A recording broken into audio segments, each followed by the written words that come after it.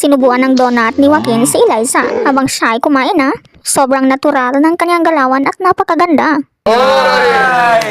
Pinalakpakan naman siya ng kapwa housemates. Wag. Ubusin ba? Ubusin ba? Ang sabi naman ni Joaquin ay dapat niya itong ubusin. Ubusin mo. Willing naman siyang ubusin ito sa sobrang sarap. Ang sabi ng ibang housemates, dapat mag-share si Joaquin sa iba.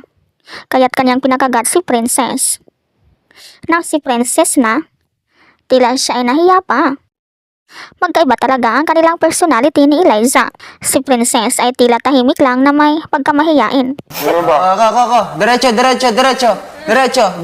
Natawa naman ang lahat ng si Antona. Tapos ako yan. Dahil siguro sa sobra niyang kakulitan na halos ubusin na ang donut. Ang sarap. Napatanong na lang si Miguel kung masarap ba. Masarap bro. Masarap.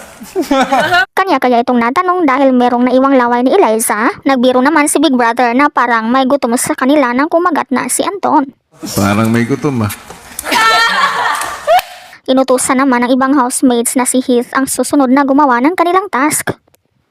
Ikaw, anong masasabi mo dito? Wait!